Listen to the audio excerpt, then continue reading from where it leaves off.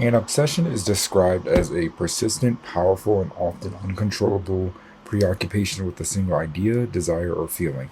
It takes over your thoughts, frequently pushing out other considerations and can sometimes be so consuming that it impairs daily functioning or causes distress.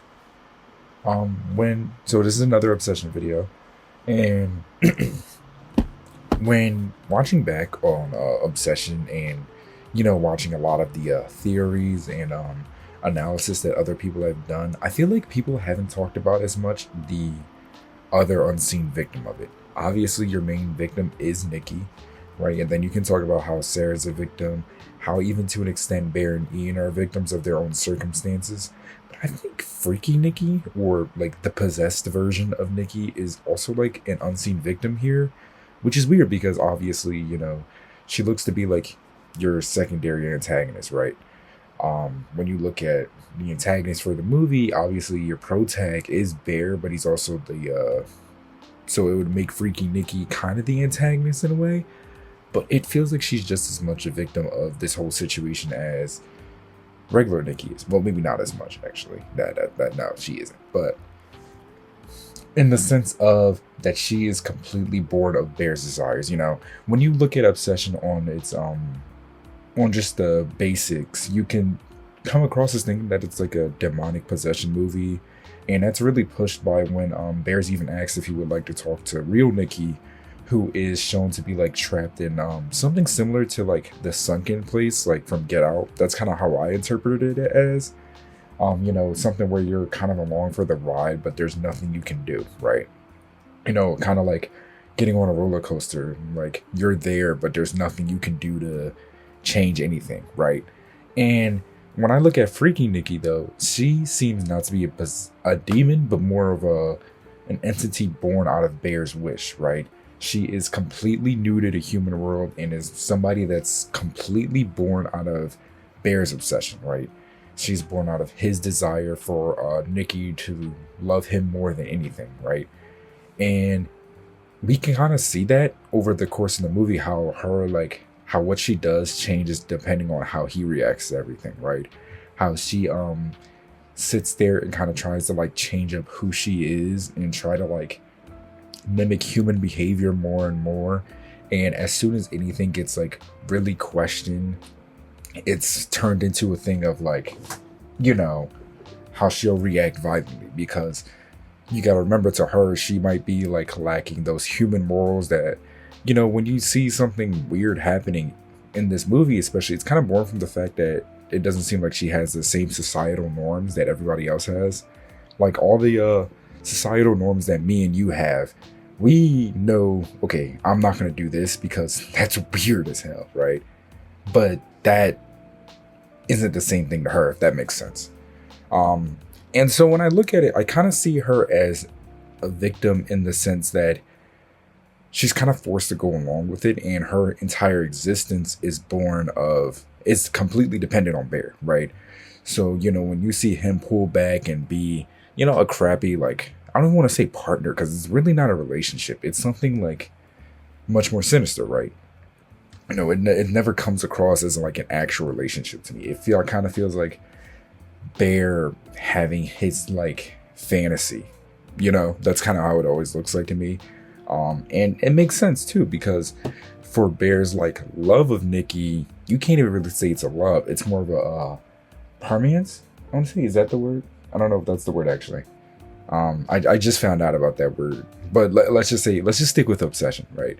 But it's more of his obsession with Nikki and how he believes her love for him should be a love where no matter any of his faults, no matter any of his own issues, no matter the fact that he really isn't much of a person in of himself. Like, if you notice that throughout the whole story, he's not that much of a character. Like, he's a character, but he's not that much of a character in a real person sense. He never really seems to have his own personal goals.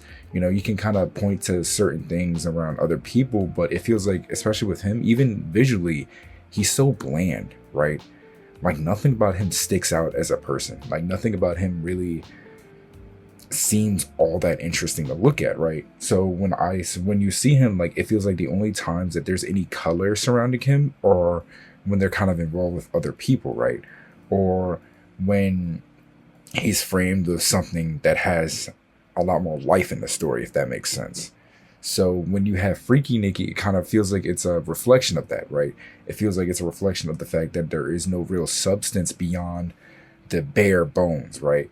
And it kind of felt weird in the sense that while he was also getting like freaked out by her, he was also getting bored by her because he was starting to realize, okay, maybe this like love that I wanted Nikki to have for me isn't really that big of a thing. So hence why he was so eager and so easy to like go for Sarah as soon as the opportunity like came and showed itself, right? When people see obsession, I feel like most people kind of like immediately went in thinking it was going to be Nikki's obsession with Bear, when in reality, I feel like it's much more of his obsession with her, right? And it kind of goes back into the video I made the other day. It's about his cowardice to accept the situation and for him to question everything about her, right?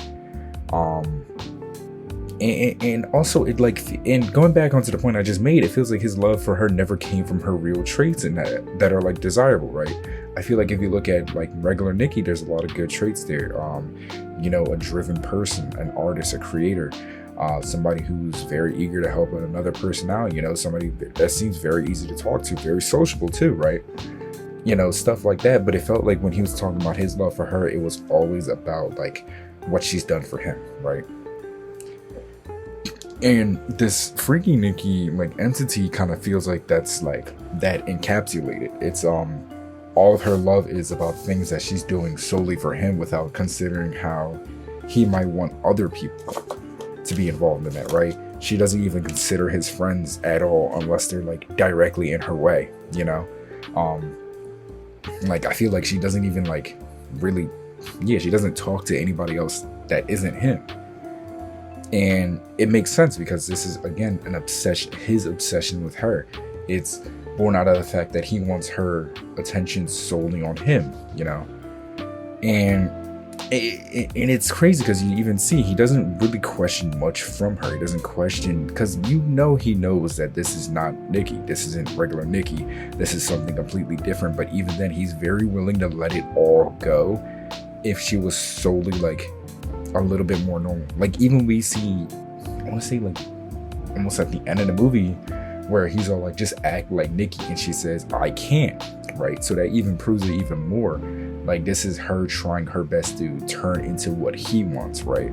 And I think a big thing about it is that I don't even think he really knows what he wants. I think he just wants that love to be something that kind of like helps him with his own issues, right? He wants that love to be something that allows him to get something to live for, because it probably feels like to him there's not much going for him as a person. You know, I feel like with so many people nowadays, you can point to with so many things that people like, right? Whether that's sports, academics, you know, creative arts, like all that stuff. And he feels like as NPC as it gets, you know, that's kind of how I looked at him. And we even see her say outright, tell him like, this is all your fault. Like you wished for this, you wanted this, this is exactly what you asked for, right? Yeah, and it's like I just kind of look at it and I think of her as just, I don't want to say just as much a victim, but I think of her as like an unseen victim in this situation. And it's very easy to like say she's not, because, you know, it's also fair. You know, she kills Sarah and Ian and she completely takes over Nikki's body, right? But it feels like that's not as much her fault, because at the end of the day, she isn't human. She's like an entity born from his wishes, right? While this is completely on him because he's the reason that this even all even happened, which is obvious, right? And I think a big part of that is like just looking at certain things, right? Just looking at certain things. Like there's so many things that she does that are like completely inhuman, to the point that a lot of people's theories are on like, oh, like maybe this is the spirit of his dead cat Sandy, or I saw somebody say his grandma. I don't think the grandma one was weird. I don't know about that one, but the dead cat theory, I don't agree with it, but I also see why people go with that. But I do think that people kind of look over the fact that that on the willow there was like a little like cat symbol, right? So maybe that could be what it is, right? This could be like this cat like entity spirit that helps make the wishes, could also be helping be the entity that's possessing over Nikki's body to give what Bear wants in this situation, right? So that's kind of how I looked at it. Like, I looked at Freaky Nikki as like it's like a weird, like, I don't want to say victim of the situation. Like, I don't even know how I'm going to title the video. Like, I don't want to call her a victim, but I also kind of do, because it feels like that's what it is. It feels like just very unhuman, because she lacks the same human morals and same human social cues, right? Like setting up a shrine of his dead cat, that isn't okay, right? Obviously, but she wouldn't know that because she's not human, right? Or feeding him his dead cat. I've seen a lot of people saying, oh, that was actually like regular Nikki trying to get back at him. I didn't personally see that. I'm not gonna lie to you. I don't know. I didn't think of it like that. I thought of it as more like as a Freaky Nikki, like using that as a way to be for him to get closer, because maybe in an animalistic sense, right? Eating something like that is like the best way to get closer to something, right? And he's shown that he obviously does care for his dead cat in some way, right? So that's kind of how I looked at it personally. But it's so fun because there's a lot of ways you can look at it. There's a lot of ways you can interpret, like, what is Freaky Nikki exactly, right? What is she? Like, I don't think she's a demon, but I think it's clear that she might be more of an entity that's completely based off of his wishes, right? And it kind of gets progressively worse and worse based off of Bear's actions. It's like you see it and you see how he will go ahead, like, as I said, he won't really speak up on things, right? He kind of folds immediately. That's like the whole big joke that everybody's kind of running around with, like, oh, like, well, I'll sleep with you, and then he's like, okay, never mind, right? Or how he kind of like just justifies everything that happens. Like, he'll justify it to himself and the people around him if they question about it. Like, and we see that at the very beginning too. We see him justify when Sandy gets in the pills and dies. Like, he kind of justifies it to himself, like, oh, how'd you get in there, right? When it's obvious, it's like, that's your fault, bro. No cat is going into a medicine cabinet, opening these pills and eating them, right? That doesn't even make sense. That's clearly, that was you, right? Or when Ian even questions him, he kind of like brushes it off. He's like, no, I'm not doing anything wrong. Or when Nikki comes to his house for the second time, I want to say, I don't think it was the first time, it was the second time, it was the next night, when he was all, oh, I didn't do anything, like, I'm the victim here too, right?